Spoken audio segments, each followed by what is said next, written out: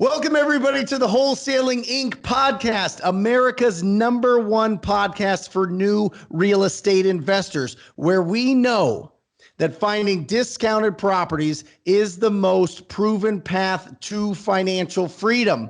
I am your host, Brent Daniels, Mr. TTP, and I am telling you this. If I can do it, so can you. So let's get started. Let's break open this podcast with a quote. And this is going to blend perfectly into the conversation we're going to have on this podcast, okay?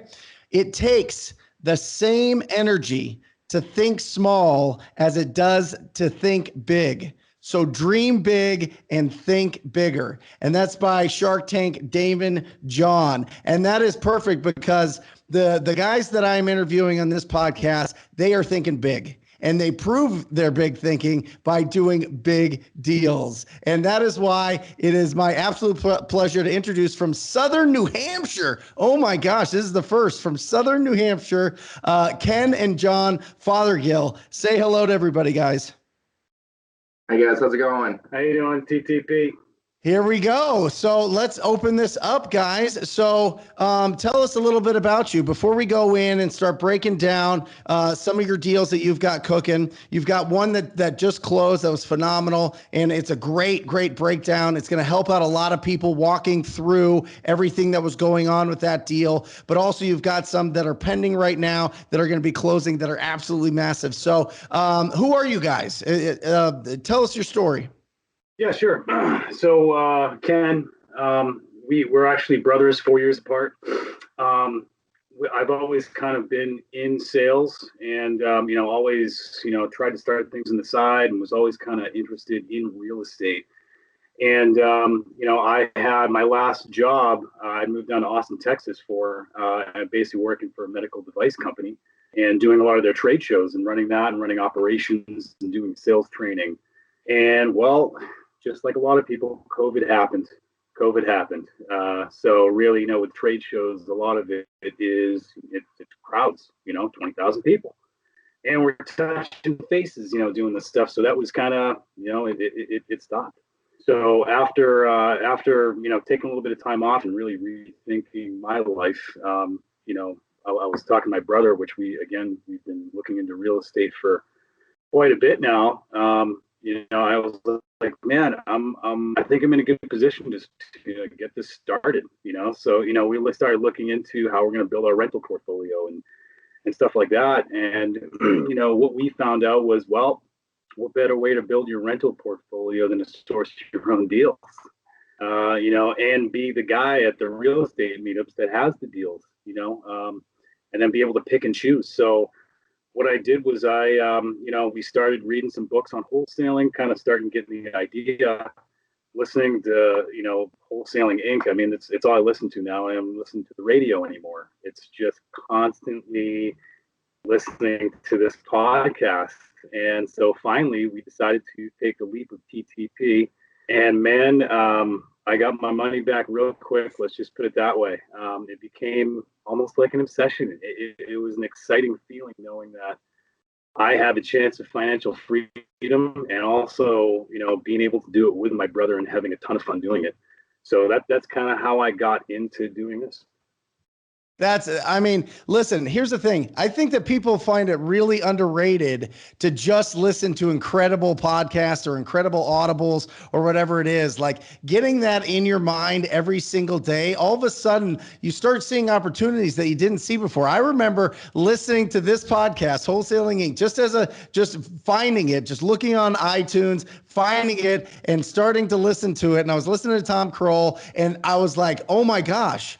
And by the time I like took a breath, I'd listened to like 15 episodes and I was like, what is going on here? And then, I started implementing, and then all of a sudden, all the things that they were talking about, I was doing. And then all of a sudden, It was successful. So I think that, right there, it's a wonderful just kind of coaching point that says, stop all the other garbage from getting into your head and just pour in the really good stuff that is going to be productive and feed that obsession, that professional obsession that you have for being an entrepreneur, for going out there and being proactive and finding opportunities. And the other thing, Ken, is, and you hit it right on the head, listen, you want to build a rental portfolio, you want to build a really robust rental portfolio where you get a ton of equity from day one, source the deal. Don't wait for a realtor to send it to you. Don't wait for it to some neighbor selling and you just walk by with your dog and you kind of chat it up. Go out and attack it and find those deals. So that's perfect. So how did you transition professionally? Because I know, John, you're still in the mix. You're still in your 9 to 5. You're making that transition now. What's your plan, John? How do you balance what is your work balance with wholesaling real estate and working full time? Yeah, absolutely. When it really comes down to it, working full time and doing the wholesaling on the side, I think it really just comes down to the importance of blocking time off, right? Having a strict schedule every week that's dedicated, to your craft, right? Obviously, I'm not going to be able to dedicate 40, 50, 60 hours a week like Kenny is, but I do find time every day to make time in my schedule to do what I have to do to support Kenny, and help build this business. So I think what it really just comes down to is just time management, and being consistent about it, right? So blocking your time off and making sure that, I'm available for him when he needs me, is super important because, if you're just picking random times to, I'm going to make calls on Wednesday and then a couple days go by and I'm going to make calls on this day, and you don't have a plan or time blocks, I think you're going to find yourself getting kind of lost, and you're going to lose a lot of productivity that way. So I've kind of just built it in off of my work schedule. Whereas, like I said, I have, blocked off times every day where I can dedicate 100% of my focus, to the real estate side of things. I love it. And then how do you guys work together? You know what I mean? Have you guys thought, when you guys are both going full time at this, are you guys going to split the roles? I think that this is real important to talk about because there's a lot of married couples that are working together. There's a lot of family that's working together. There's people that just have, just partnerships that are working together that, they either split up the roles or they both do kind of all of it and kind of see how it shakes up. How are you guys doing it? And other than that, on top of that, how do you do it successfully so that you don't kill each other? You know what I mean? And so that you keep a good relationship moving forward, because that's the most important thing. But how are you guys divvying up the business? How are you guys splitting it up? Well, I'll be honest. We have been asked this, and it's funny because, me and him, we bashed heads a lot when we were younger. We were still close and stuff like that, but we're brothers. You know what I mean? Like, it's always that competition thing. It's always, I know you can do this, but I'm gonna do this better and stuff like that. And we're kind of very different people. He's more of the go-getter. The more dominant in situations, where I'm more of the analyzer. It's a very healthy yin and yang type of thing, which that's why we kind of had that light go off where we're like, man, we could be really dangerous, because we fill each other's voids. Advice for those people that, want to do a partnership with a sibling or wife or husband or even a friend is write down in the beginning, what you guys want to accomplish and what you're doing it for. Always come back to your roots. We're doing this so better our own lives with financial freedom, but we also want to take a lot of people with us. We want to be able to, give people situations where they can be successful and be able to make a difference, or, just be able to do the things that we want to do, in Yep. life. And we just have to sometimes pluck ourselves out, look at it from a third person point of view. If we have a disagreement and be like, all right, wait a second. All right. You came into this to have fun. Yes, make money and make ripples out there, but have fun and basically have our lives be interesting and worth living. And yeah, you just gotta kind of bring it back a little bit, pump the brakes, put it in neutral and talk and communicate. And yeah, practice that, because if you don't, things can go awry, and you can have disagreements, which could break the bond. But I feel like we've gotten closer since we've done this, and it's a really good, we complement each other really well. Awesome. I just want to add John, one. Okay, I just want to add John, one. what does the family think? Yeah. So, yeah, it was, at first, they were like, "You guys are doing what?" They didn't know what we were doing. And, our mom's been at the same job for 33 years, right?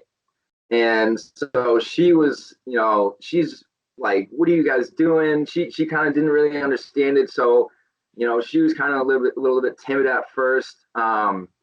And our dad, he's been an entrepreneur before, so he kind of understood a little bit more. But I think it was just, getting to understand what our goal is, our end goal is, and showing them that this is our best possible path to where we actually want to be. We're not going to get to where we want to be working for somebody else, right? So, it obviously was, kind of a little bit of a shock to them at first, but, once they saw that, our first check, they're like, okay, yeah, that makes sense, so yeah, it was a little bit of a shock to them at first, but, now that we've had some success, I think that they have come around and are starting to see what we see. I love it. I love it. And when did you guys officially start? When did you guys really start making the calls and get going? Because I don't feel like it was that long ago.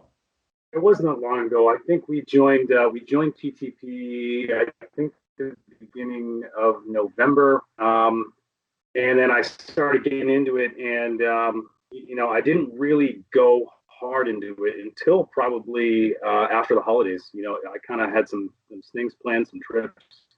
Obviously, the holidays were around, so December was a little bit different. But I'd say Jan 1 is when I was like, all right, time block, let's go. Wake up at 6 a.m., do my yoga, get up, make my breakfast.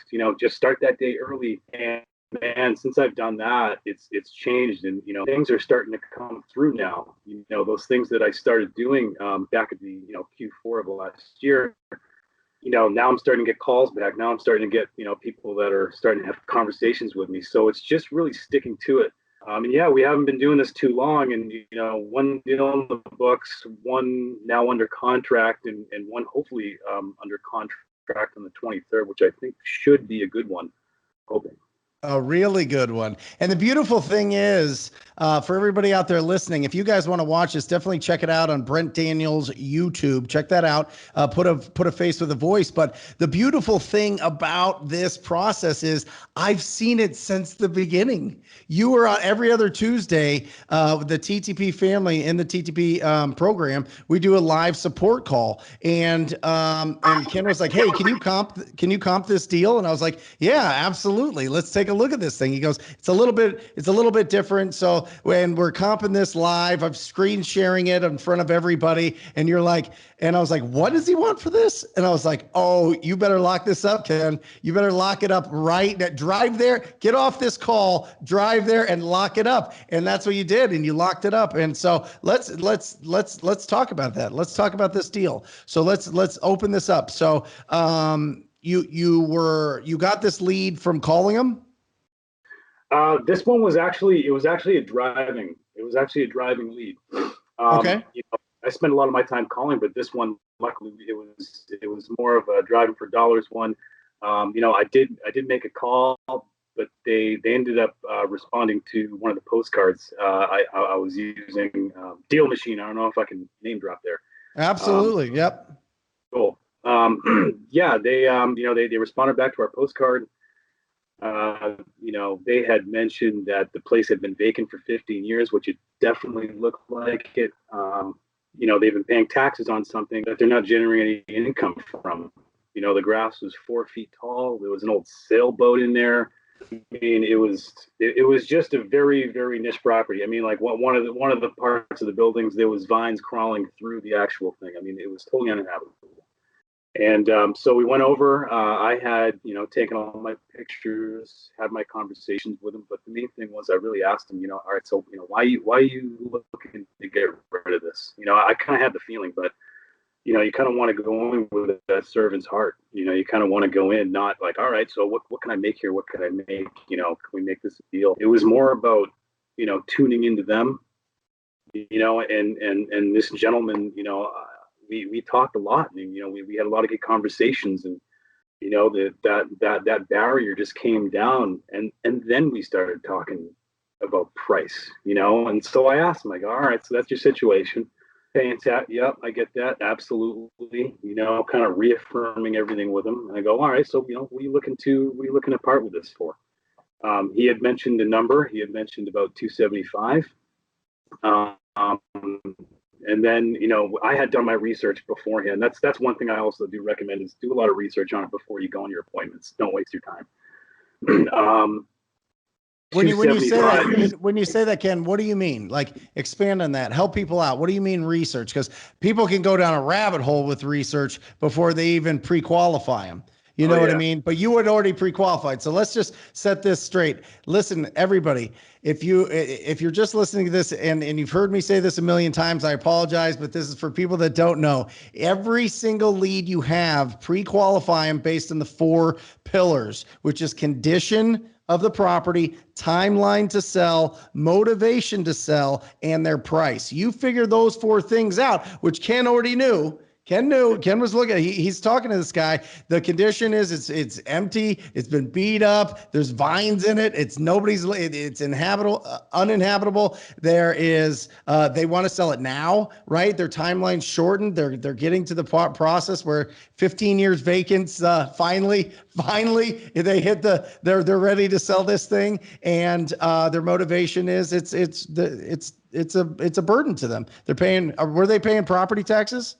Oh yeah, in Massachusetts, yeah, in a nice area. So I couldn't imagine. And then he gave you the price, 275. 275, and then we kind of talked a little bit more, and so then real quick, just so that I don't get you off track, because I got on my soapbox there. So the research that you do, what do you do research wise to make sure that you understand enough about this property to feel confident? I would say what you said. I go by CTMP, man. Condition, timeline, motivation, price. For sure. I kind of write that down. Every phone call, I just do CTMP, and then right next to it, which each one is. Make sure it's a deal before you get in your car and drive there. That's time that you could be spending on the phone. But yeah, that's kind of I also, beyond that, once I had good conversations with them, I looked at the GIS. I looked at, everything that I possibly could, surrounding homes around it, comps, trying to figure out my ARV, all that stuff. But yeah, definitely hit those 4 points. That's so key. It's so key. You can waste a lot of time if you don't get those. Make sure you get those before you guys go out on those appointments. So during this time of COVID, did you meet face to face with them? Was it all over the phone? How did that work? Most of it was over the phone. But when I went there, obviously I get out of the car with a mask. I usually judge it based off them. I don't get near them. I stay my 6 feet apart. I try and keep it just safe no matter what. Even if they're comfortable not having a mask on, I still keep mine on just in case. Just in case. Might as well, because it shows that you're looking out for their best interest too. You're looking out there for their health. Awesome. So, you meet with them, and you're doing a lot on the phone. You meet, what do you just give them 275? What'd you end up? What'd you do? No, I said it's 275 the lowest you can go. And he said no. And I go, well, what are you comfortable with parting ways with this for? Then he mentioned 250. So I actually didn't even mention any numbers. It was all just asking him questions. And we got him down to 250, which I thought was fair. It was actually in the good part of the window of our max offer. It was plenty good. We found out that, basically ARV was around 430. So we looked at 250 as, that's pretty good considering it needed 100 grand worth of work. Incredible. And so that's what you locked it up for?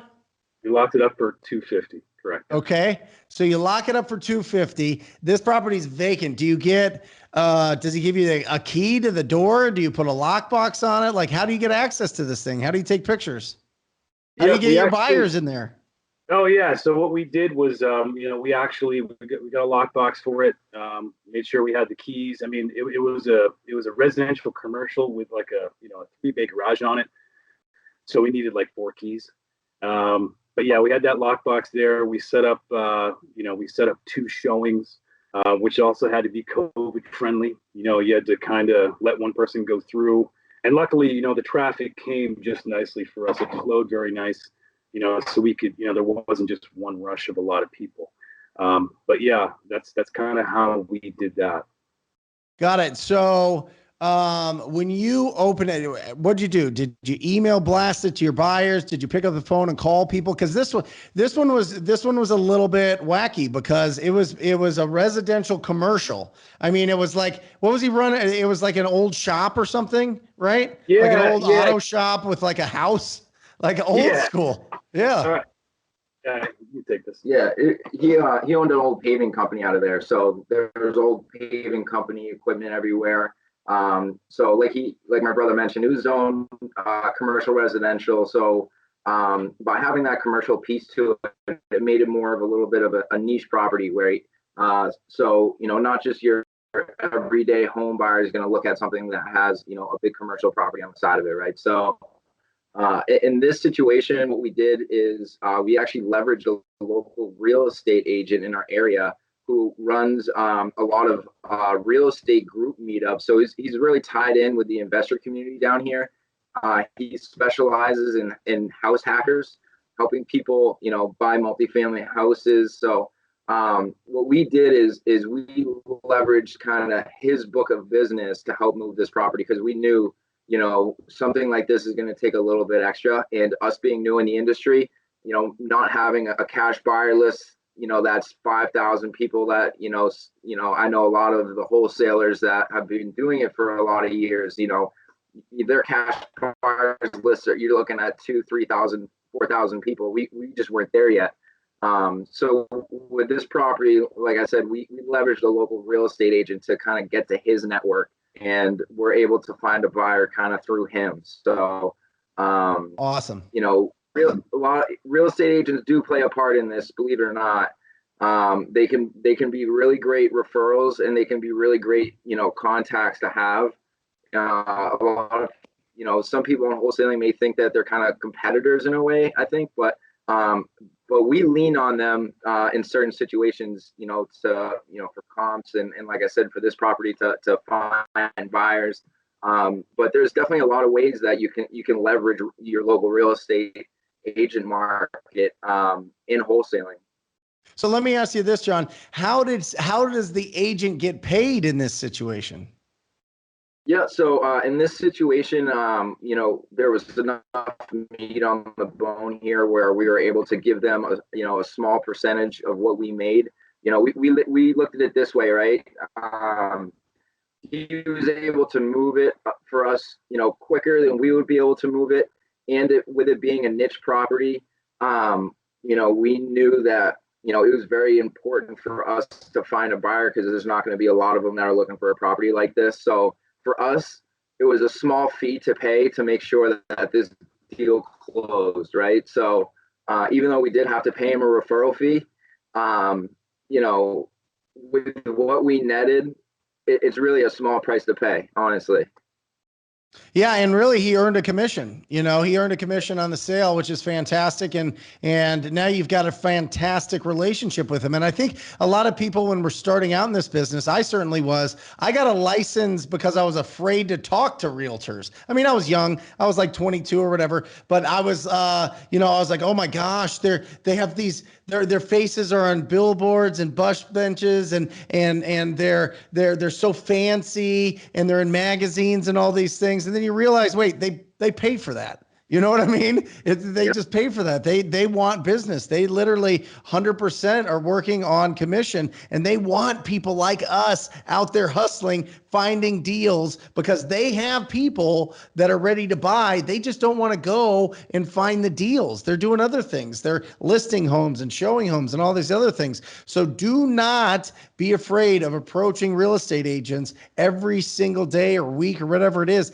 Add them to your list. I'm telling you, our biggest deals, and I'm telling you this, our biggest deals always come from an agent bringing a buyer. So that is a great, great, great tip, guys. So you locked it up at 250. What'd you sell it for?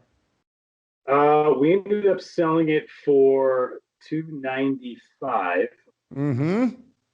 Okay, and then less the closing costs and the fee for our real estate agent, we walked away with $38,415.50.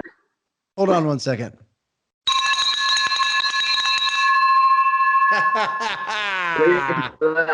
Waited for that for Look a long at that. time. Starting in November.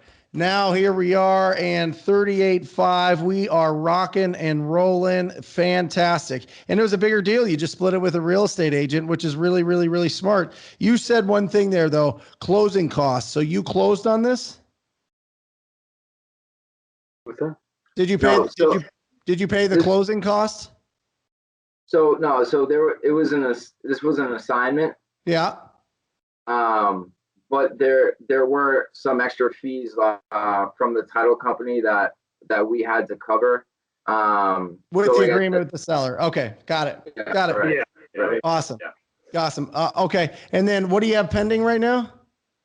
So right now we have one in Western Massachusetts. Are you talking about this next property?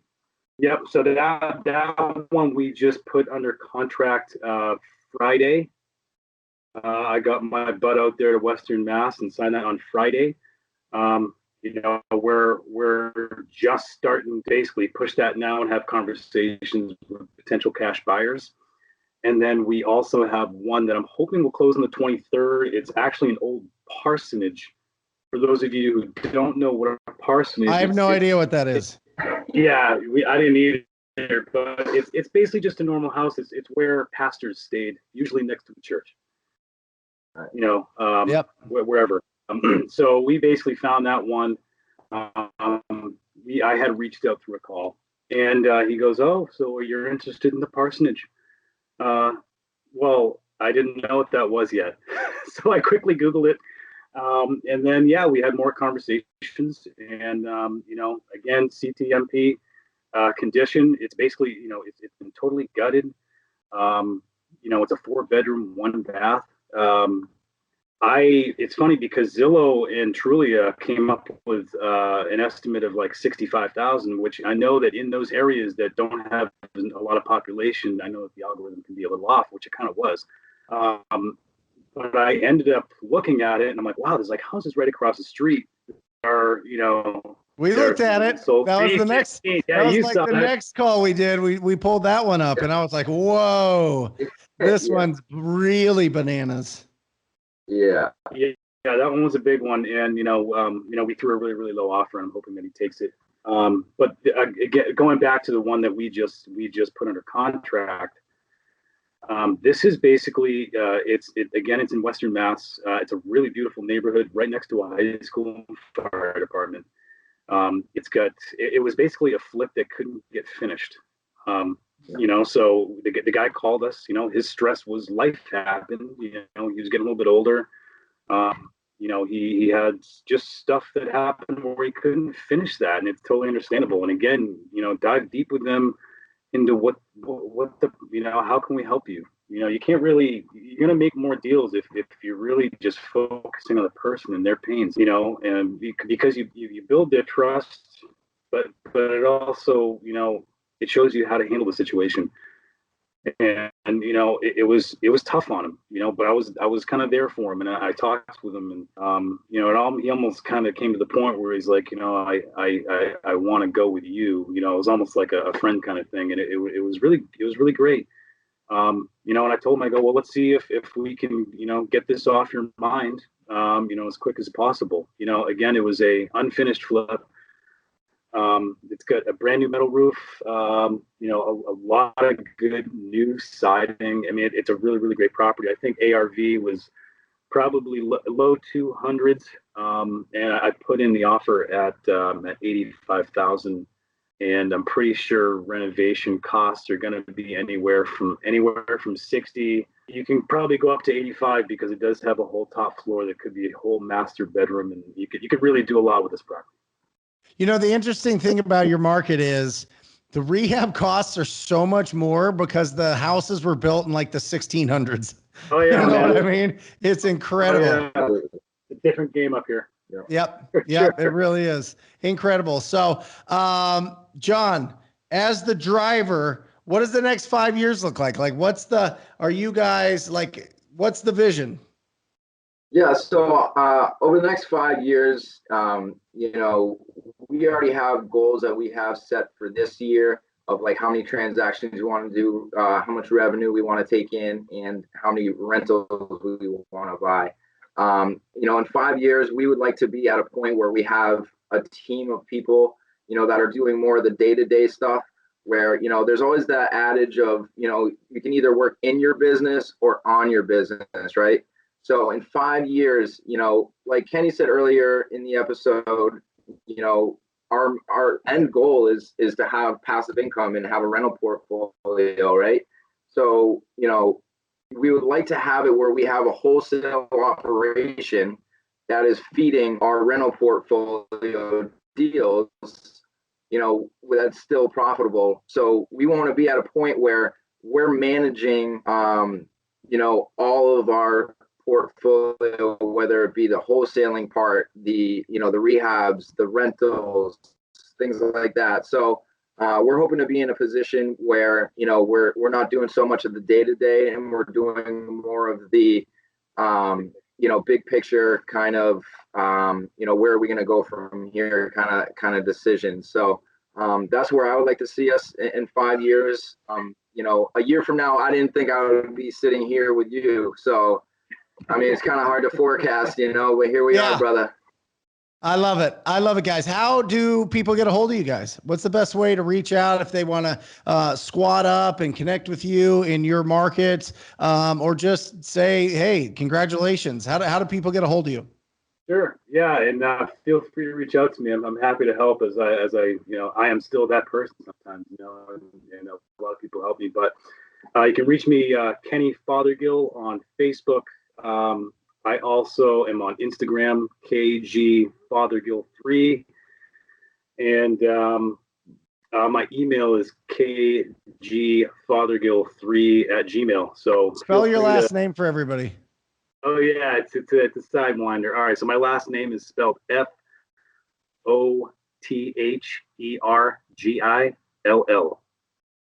Awesome, John. Yeah, so you could reach me. So John Fothergill on Facebook. It's for Instagram, it's jfothergill10. And then for email, it's just my first initial, so jfothergill10@gmail.com. Awesome, guys. Awesome. You guys are cranking. I'm excited. I love when you pop on to the support calls because it's like, oh geez, what are they going to find next? It's going to be just a massive deal. And they didn't even tell you guys they're looking to lock up a deal for 50,000 that's worth like 250, 300. It's going to be bananas. So you better lock that up. The next time I see you coming up this next Tuesday, that better be locked up. Or wait, it's supposed to be locked up the 23rd. Anyway, you guys are phenomenal. Thank you for jumping on here. A resource that they gave you guys, everybody out there watching and listening, their Driving for Dollars app is Deal Machine, dealmachine.com. Make sure that you use the coupon code TTP. It's the biggest discount that they give. We work really hard to get you guys the absolute best discounts or perks that we can with, some of these resources and tools that everybody uses. But they have in the app, you can set up automatic postcards and mailers that goes out, and that's how they got their first deal. Absolutely phenomenal, guys. So check that out, dealmachine.com. And for anybody interested in joining the most proactive group in real estate investing, it is the TTP program. It is the TTP family. Go to wholesalinginc.com/TTP. That's wholesalinginc.com/TTP. Scroll down, check out the testimonials, check out the success, check out what it's about. If it feels good in your gut, sign up for a call. I look forward to working with you personally. And that's it, guys. Great show. Thank you for being on here all the way from Southern New Hampshire, Nashua, really. Thank you, guys. Thank you guys for being on here, and everybody out there listening and watching. I encourage you, as always, to talk to people. Until next time, love you guys. See ya.